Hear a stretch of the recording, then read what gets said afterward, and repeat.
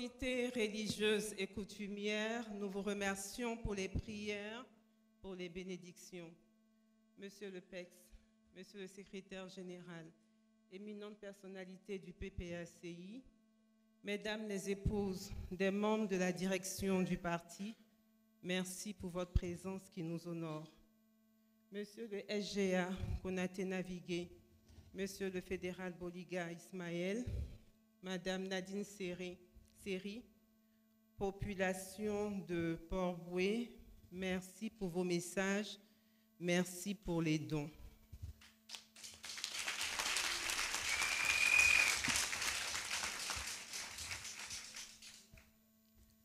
Femmes de Port-Bouët, femmes de Port-Bouët, femmes de Port-Bouët.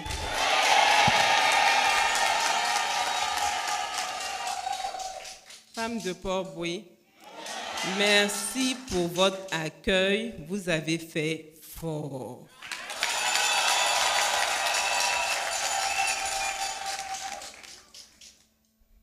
Mesdames et messieurs, pourquoi avons-nous choisi de terminer notre tournée de gratitude et de remerciements par Port-Bouët? Nous avons choisi de terminer notre tournée à Port-Bouët parce que c'est le sol de Port-Bouët que le président Laurent Gbagbo a foulé en premier quand il est rentré en Côte d'Ivoire le 17 juin 2021.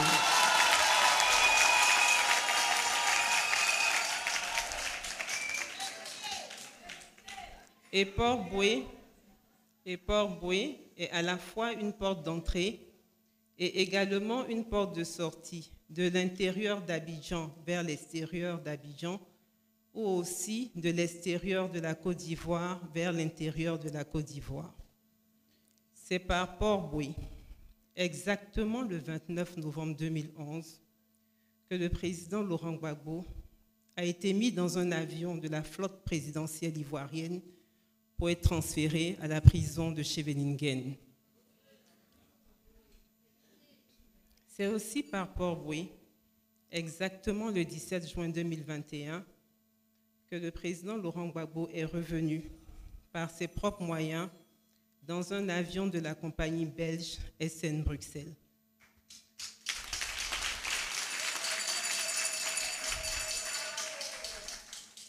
Port-Bouët est la commune qui symbolise deux moments forts d'une partie de la vie de notre leader, la déportation et le retour au pays natal.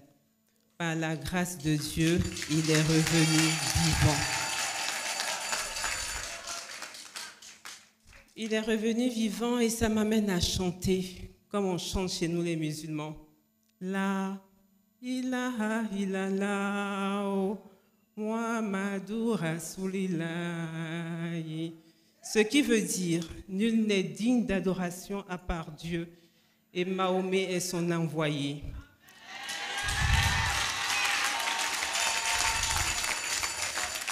Ou encore, je pourrais chanter, comme mon mari l'aurait fait.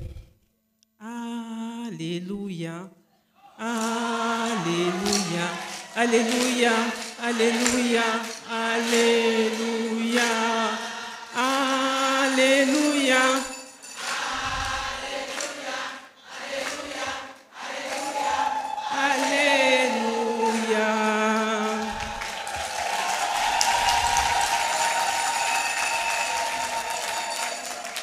Et qui veut dire louer Dieu. Mesdames, la libération et le retour au pays du président Laurent Gbagbo, que nous avons tous voulu fêter en fanfare, ne se sont pas déroulés comme prévu. Pourquoi? Le 15 janvier 2019, le président Laurent Gbagbo est déclaré innocent et acquitté.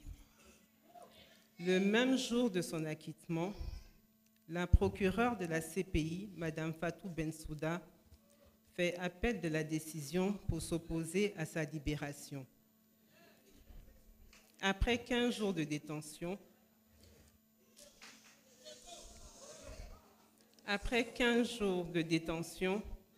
les juges de la CPI décident de le mettre en liberté provisoire dans un pays qui ne devra pas être la Côte d'Ivoire.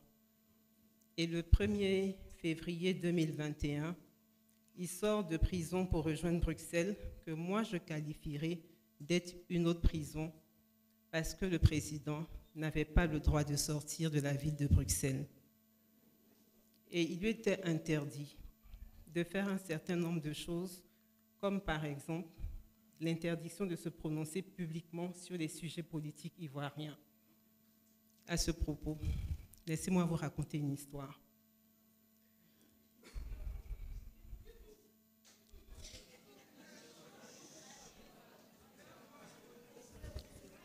En 2020, juste avant l'élection présidentielle, quand le président Laurent Gbagbo a vu ce qui se passait en Côte d'Ivoire, il a décidé de ne pas respecter cette interdiction.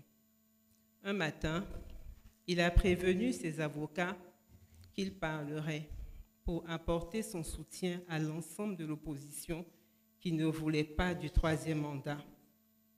Ses avocats lui ont fait savoir les risques qu'il courait s'il bravait cette interdiction. Il pourrait retourner en prison. Le même soir, le président Laurent Gbagbo me fait asseoir et il me dit qu'il va me parler et qu'il est prêt à retourner en prison. Je vous avoue, mesdames,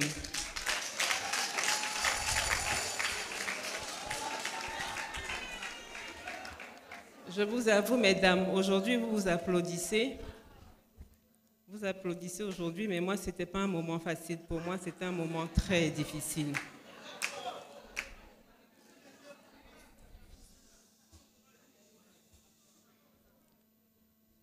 Et même si je disais non au président,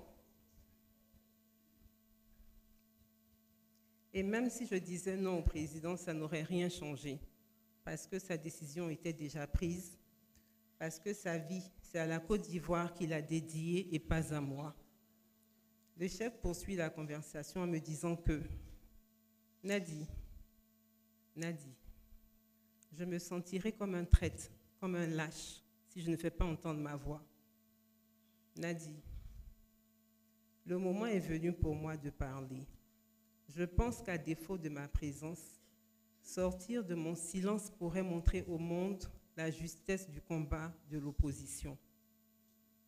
Chers amis, à ce stade de mon propos, permettez-moi de rendre hommage au président Henri Konan Bédié. Pour le président Henri Konan Bédié, pour Sangaré Abdourahmane, pour Douati Alphonse, etc., pour toutes ces personnes qui ont cru en un idéal et qui sont mortes alors que cet idéal de voir une Côte d'Ivoire démocratique n'est pas encore réalisé. Pour toutes ces victimes des crises ivoiriennes, de Boga Doudou au jeune Kofi Toussaint, en passant par Tagro Désiré, je vous demande s'il vous plaît de vous lever pour que nous observions une minute de silence.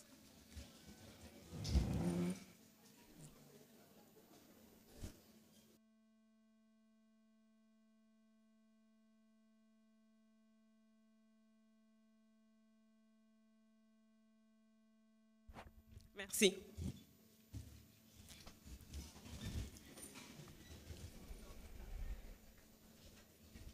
Mes sœurs, mes mamans, revenons à la suite de notre histoire, n'est-ce pas? On revient à la suite de notre histoire ou pas?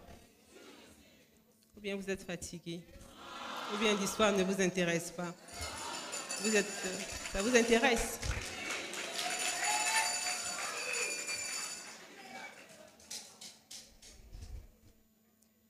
Le président Laurent Gbagbo, m'ayant dit qu'il va parler, je lui ai donc demandé comment allait-il s'y prendre. Il me répond qu'il connaît Madame Denise Epoté de TV5 et qu'il pense qu'elle pourrait se déplacer pour l'interroger. De ce pas, nous avions cherché à avoir le numéro de téléphone de la journaliste Denise Epoté. Le numéro obtenu, nous avons appelé Madame Epoté, qui était par ailleurs très surprise. Le président Laurent Gbagbo lui a dit qu'il est prêt à accorder une interview à la chaîne TV5, mais à la seule condition qu'elle se déplace. Nous étions en plein Covid et les interviews se faisaient essentiellement par vidéoconférence. Et ça, le chef n'en voulait pas. Elle lui a répondu qu'elle lui reviendrait le lendemain parce qu'il fallait qu'elle parle à sa direction, ce qui fut fait. Et vous avez pu voir pour la plupart d'entre vous la première interview post-détention du président Laurent Gbagbo sur les antennes de TV5. Bonne nouvelle, il n'est pas reparti en prison, mais ce que je peux vous dire, c'est que nous avons bien senti tous les deux les conséquences de sa révolte. Ils lui ont fait payer ça très mal, mais je ne vais pas vous dire comment. Mais ce que je peux vous dire, c'est que le chef n'a aucun regret d'avoir parlé. Ça, au moins, je peux vous le dire aujourd'hui. Mesdames, Messieurs, le 31 mars 2021, des juges de la CPI décident de se laver les mains et de ne plus continuer à faire subir le martyre à un innocent. Ils confirment que le chef est acquitté et qu'il est libre de rentrer chez lui en Côte d'Ivoire.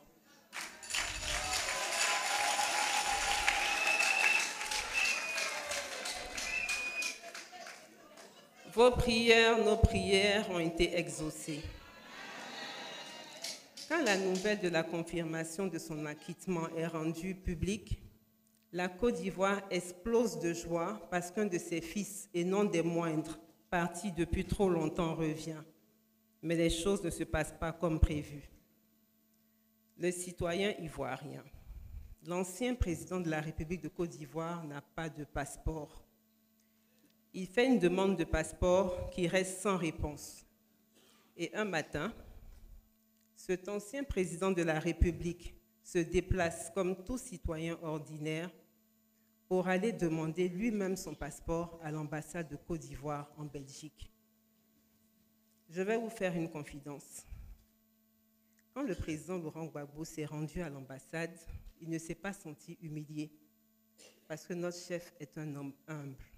Il n'est pas gonflé. Il n'a jamais été gonflé, même quand il était un président en plein exercice.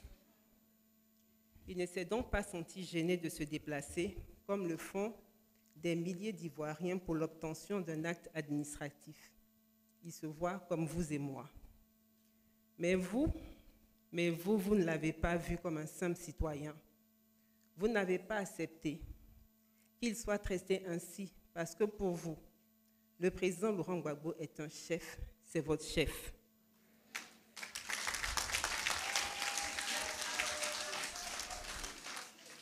Et vous avez élevé la voix pour dire qu'un ancien président de la République n'est pas un banal personnage. Et vous aviez eu raison. Si on peut traiter ainsi un ancien président de la République, comment traitera-t-on un citoyen ordinaire? Heureusement, votre voix a porté et le chef a obtenu son passeport. Nous vous remercions pour cela.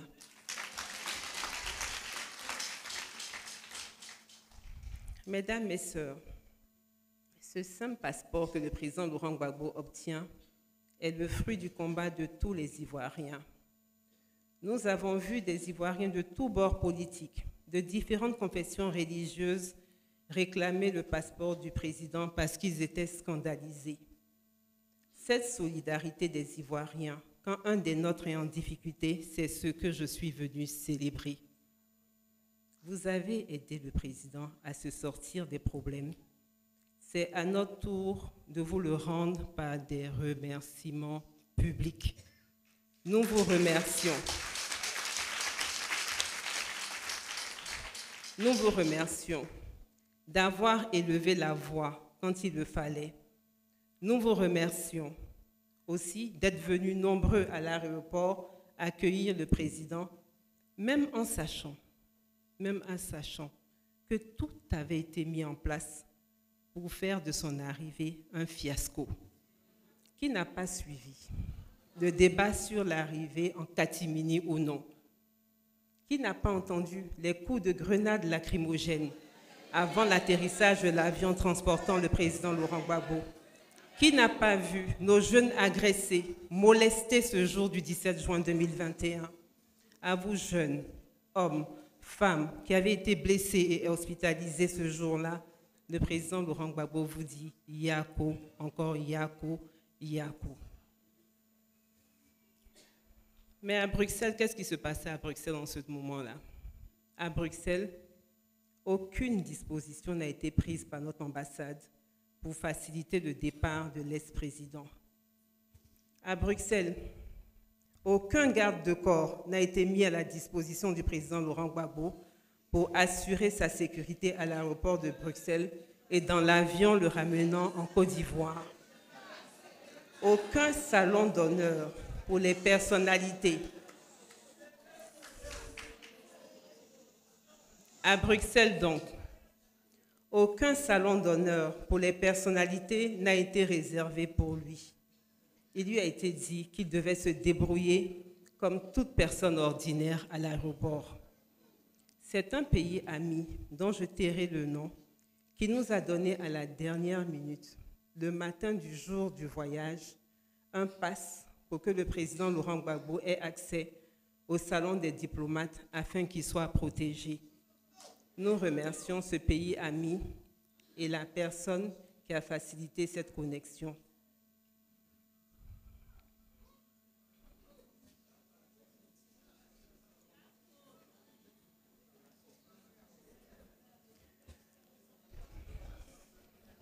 Notre retour à Abidjan le 17 juin 2021, que nous prévoyions heureux et festif, a été malheureusement un voyage stressant et épuisant.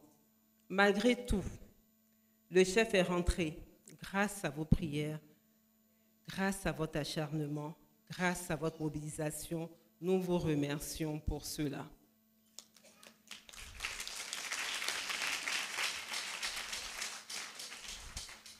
Mesdames, mes sœurs, les mamans, permettez-moi de remercier les membres de l'équipe qui ont travaillé avec moi jour et nuit pour que cette tournée voie le jour. Je remercie les 4 hommes de notre équipe, Damana Picasse, Bilo Daniel, César Etou et Ousmane Sissavané. Je remercie celle qui a bien voulu me chaperonner, la PCO de cette tournée, ma tante Odette Soyer. Je remercie celle qui, malgré son absence, m'a fait bénéficier des fruits de son travail sur le terrain, ma tata Marie-Odette Lorugnon. Je remercie infiniment Madame Monet Agnès, vice-présidente en charge du district d'Abidjan, qui s'est personnellement investie pour que les portes des fédérations de la ville d'Abidjan qu'elle dirige me soient ouvertes. Je remercie la présidente de la Ligue des femmes, Madame Série Hortense Louma, qui, malgré son deuil, a tenu à m'accompagner à certaines étapes de ma tournée. Et je n'oublie pas dans ses remerciements l'ensemble de son bureau. Je remercie nos mamans Gbagbo ici présentes qui ont accepté d'être les premières messagères du président Laurent Gbagbo. Maman, votre parcours nous inspire. Les tableaux d'honneur que vous avez reçus aujourd'hui, vous les méritez amplement. Merci au président du CPP, M. Emmanuel Monet, qui, avec l'accord du président Laurent Gbagbo, a honoré nos mamans Gbagbo. Merci au président du CSP. Merci, M. Lepex. Merci au secrétaire général. Merci à toute la direction du PPACI, à toutes les fédérales, à tous les fédéraux, à tous les coordonnateurs de la ville d'Abidjan, à tous les chefs coutumiers, à tous les chefs religieux, à toutes les associations qui ont aidé à faire de cette tournée une réussite.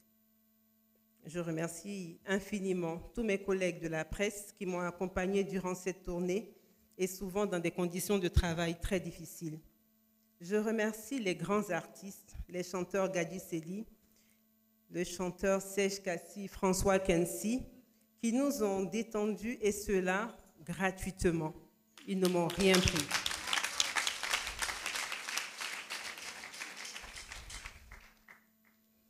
Je remercie enfin tous les cyberactivistes qui ont relayé nos activités. C'est pour moi l'occasion de déplorer l'enlèvement de notre jeune Gala Kolebi ce vendredi 19 décembre vers 20h. Je ne veux pas rentrer dans les polémiques, mais je ne comprends pas ce système où des hommes encagoulés sautent la clôture de la maison, posent une arme sur la tempe de l'épouse, brutalisent des enfants d'à peine 7 ans, enlèvent l'époux et le jettent dans le coffre d'une voiture fourgonnette. pour aller on ne sait où. Pour ce que je sais, ces encagoulés l'ont fait chez le lieutenant Bawa, chez Dosso Charles Rodel et maintenant chez Gala Kolebi. Madame Bawa en est malheureusement morte, paix à son âme. Les familles Dosso et Gala en sont encore traumatisées. Tout ça pourquoi? Tout ça pour qui? Est-ce pour imposer la terreur? À qui le tour? Femme de Port-Bouilly.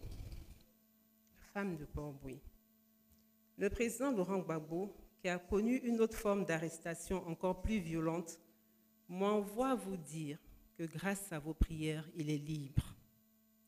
Le président Laurent Gbagbo, par ma modeste voix, vous remercie. Je vous remercie du fond de mon cœur, je vous remercie de toute mon âme. Merci pour votre courage. Merci pour votre courage. Merci pour votre soutien au chef. Mais vous voyez que le travail n'est pas encore fini. Le président, le chef, notre chef a encore besoin de vous. Le président Laurent Gbagbo, que vous aurez l'occasion de rencontrer lors des Assises des femmes le 11 janvier 2025, veut que vous soyez ses messagères. Il m'a demandé de vous poser la question suivante. Acceptez-vous d'être les messagères du président Laurent Gbagbo? Acceptez-vous d'être les messagères du président Laurent Gbagbo? Acceptez-vous d'être les messagères du président Laurent Gbagbo? Acceptez-vous d'être les messagères du président Laurent Gbagbo?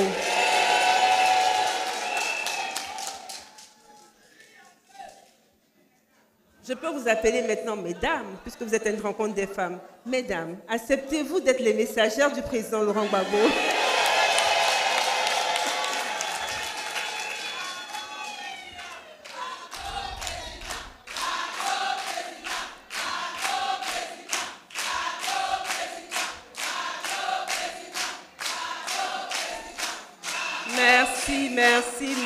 Merci. Je vous remercie. Nous vous remercions d'avoir accepté d'être les messagères du président Laurent Gbagbo. Nous vous remercions d'avoir accepté d'être les messagères du président Laurent Gbagbo. Mais est-ce que vous savez ce qu'il attend de vous? Ce n'est pas simple, hein? Est-ce que vous savez ce qu'il attend de vous? Je vais vous le dire. Ce que le chef attend de vous, vous devez véhiculer ces 10 engagements et les 10 piliers de la Renaissance à travers toute la Côte d'Ivoire. Vous devez annoncer que très bientôt, l'argent travaillera autrement et que l'argent circulera à nouveau de votre poche à la poche de votre concitoyen. Vous devez annoncer à tout le monde que le pauvre n'aura plus peur d'aller à l'hôpital, que le pauvre n'aura plus peur de la rentrée scolaire parce que l'école et l'hôpital seront gratuits.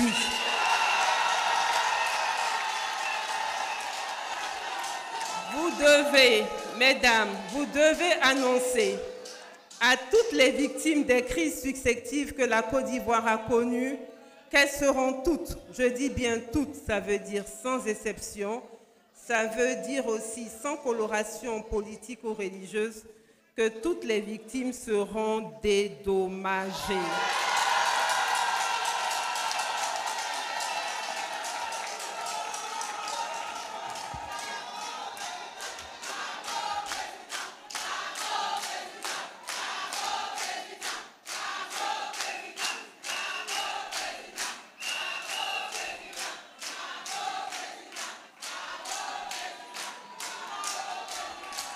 Le président Laurent Gbagbo me dit de vous dire que vous devez annoncer à tous les déguerpis qu'ils seront relogés de manière décente et que plus jamais dans ce pays, un Ivoirien ne sera jeté à la rue au prétexte du développement.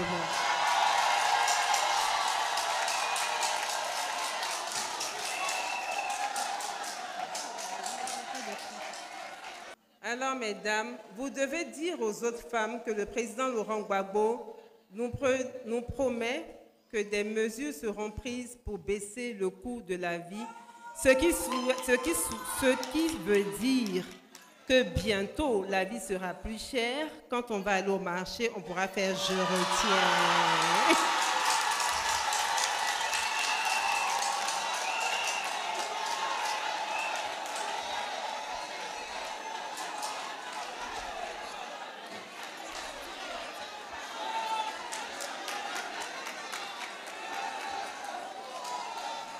Vous devez, les mamans, vous devez dire aux mamans, et ça c'est pas facile, vous devez dire aux mamans qu'elles n'auront plus à se battre contre la drogue qui tue à petit feu nos enfants, parce que l'État prendra des mesures pour que la Côte d'Ivoire ne soit plus jamais la plaque tournante de la drogue. Vous devez encore dire aux mamans de Côte d'Ivoire que leurs enfants, nos jeunes, auront du travail et seront soutenus dans leurs projets, peu importe leur appartenance politique. En somme,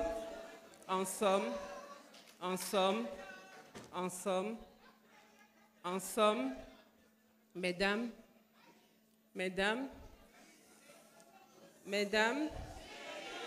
vous devez annoncer dans vos quartiers, dans vos villages, vous devez annoncer dans vos quartiers, dans vos villages, dans vos villes, qu'il y a de l'espoir parce que face à la terreur, la démocratie sera imposée. Face à la pauvreté, les richesses seront redistribuées équitablement. Est-ce que vous pouvez le faire? Est-ce que vous pouvez le faire? Oui, oui, oui. Ok, j'ai entendu. Je vais lui transmettre fidèlement votre oui. Et que votre oui soit toujours un oui. Mesdames, Fatou Keïta, Touré Emma, Mesdames Fatou Keïta, Touré Emma, Apo Gisèle, Florentine Fayet, Bessé Antoinette, Bessé Dominique, Boza Félicité, Kalou Georgette, Balo Germaine, Fleur Akembo, Kisho, Désiré Douati, Michael Badé, Nassé Gisèle, Douza Célestine, Bowie Lucie, Camélan Marthe, Bamba Nadiani, mon homonyme, Nyon-Sillon Léonie dite la Blanche, Kwame Karine Laure, Lago Marie-Laure, Lago Marie-Noël, Nyakpa Catherine, Victorine Thiebresson, Série Nadine, Sabolou Paulette, Bayolga, Série Marie-Rose, Ibo Marie-Laure. Vous que j'ai choisi personnellement pour votre expertise et qui m'avez aidé par amitié, avec beaucoup de respect, avec beaucoup de gentillesse et d'affection. Je vous remercie infiniment et je vous assure de ma reconnaissance éternelle.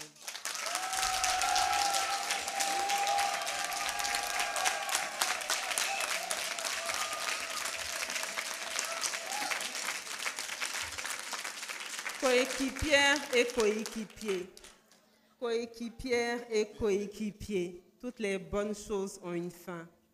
Aujourd'hui marque la fin de notre tournée de gratitude et de remerciements dans la ville d'Abidjan. Nos réunions hebdomadaires où j'avais l'occasion de vous voir, de vous toucher, de vous parler, vont me manquer parce que je passais de bons moments avec vous.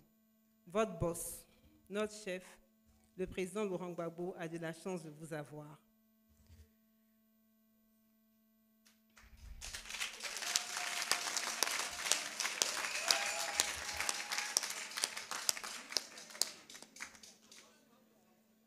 Je remercie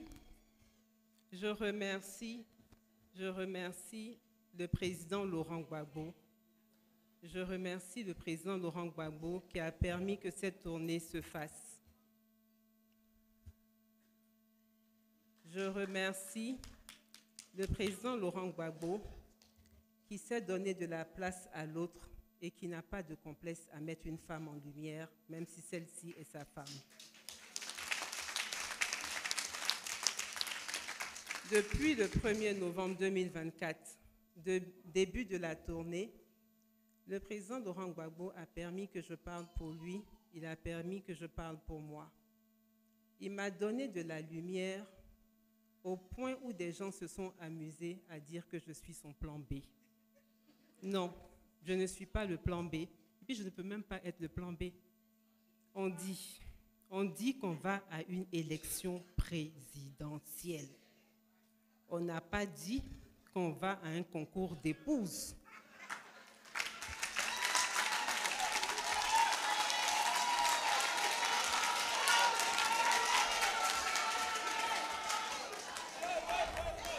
Mesdames, tel le chef m'a donné une place, c'est de la même manière que je connais ma place. Ma place, c'est la place que toute épouse a. Et ma place, selon moi, c'est derrière mon mari.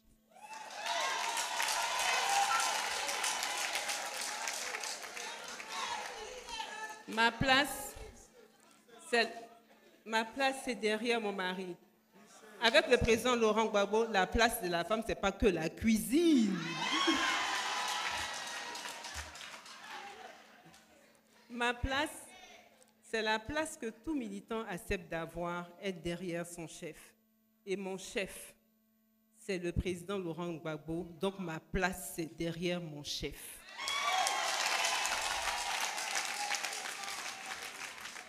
Le président Laurent Gbagbo est notre candidat parce que nous, les militants, nous l'avons choisi. Il est notre candidat parce qu'à la Convention, nous l'avons élu et investi. Et il sera le candidat parce qu'il est le meilleur plan pour gagner. Ne doutez même pas. Ne doutez même pas. Les mamans, ne doutez même pas. Chères sœurs, chères mamans, en plus je suis une femme et nous les femmes, nous donnons la vie dans la souffrance sans rien attendre en retour. Je peux donc me lever avec ce cœur de mère que Dieu nous a donné pour aider le président Laurent Gbagbo dans sa volonté d'honorer toutes celles qui l'ont aidé, surtout que moi-même j'en ai bénéficié sans en entendre des dividendes politiques. Tout n'est pas politique. Mesdames et sœurs, au regard de tout ce qui est arrivé à la Côte d'Ivoire, notre pays n'aura pas seulement besoin d'avoir en 2025 qu'un président. Il nous faut un homme qui sera à la fois un président et un père. La Côte d'Ivoire aura donc besoin d'un président qui saura apaiser, d'un président qui saura écouter les cris de cœur de ses enfants, d'un président qui saura faire entrer d'exil tous ses enfants, d'un président qui saura libérer tous les prisonniers d'opinion, d'un président qui fera de la réconciliation le pilier de sa gouvernance, d'un président qui saura rendre ses enfants véritablement indépendants, d'un président qui n'acceptera pas que son peuple meure de faim, se soigne difficilement, soit jeté à la rue de sa propre maison ou des cités universitaires. La Côte d'Ivoire aura surtout besoin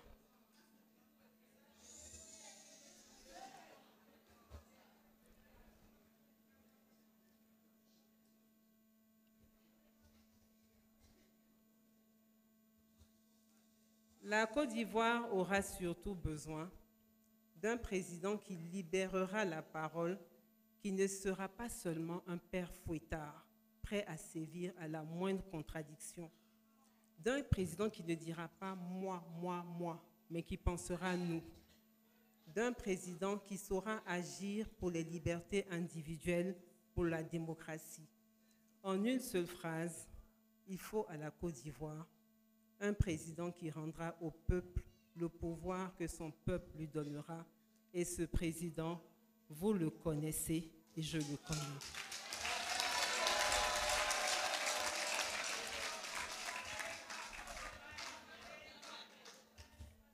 Mesdames, Messieurs, distingués invités, je voudrais clore mes propos par cette profession de foi. Comme il a été dit que le président Gbagbo ne sortirait pas de prison et il en est sorti. Comme il a été dit que le président Laurent Gbagbo n'aurait pas de passeport et il a fini par l'avoir. Comme il a été dit que le président Laurent Gbagbo ne rentrerait plus en Côte d'Ivoire et qu'il est rentré. Comme il a été dit que le président Laurent Gbagbo rentrerait en catimini et qu'il est rentré ouvertement. Comme il a été dit que le président Laurent Gbagbo ne pourrait plus diriger un parti politique en Côte d'Ivoire et qu'il est aujourd'hui le président du PPACI. C'est de la même manière qu'il est dit aujourd'hui que le président Gbagbo ne sera pas notre candidat. C'est faux et ce sera faux. Le destin du président Laurent Gbagbo, est entre les mains du peuple de Côte d'Ivoire. Nous sommes le parti des peuples africains de Côte d'Ivoire. Nous sommes le peuple. Nous avons parlé et la voix du peuple est la voix de Dieu. Que 2025 soit une année où on ne parlera plus de prisonniers politiques, d'exilés, de déguerpis. Que 2025 soit une année de délivrance. Délivré de la peur, délivré de la faim, délivré du mépris, délivré de la pauvreté. Que 2025 soit une année de restauration et de succès pour vous. Que 2025 soit une année de succès. Que 2025, par la grâce de Dieu, sera l'année où on proclamera dans tout le pays que le Parti des peuples africains est désormais appelé la principale pierre de Londres. En 2025, la Côte d'Ivoire renaît parce qu'en 2025, Gbagbo is back. Bonne fête de fin d'année, que Dieu vous bénisse. On est ensemble.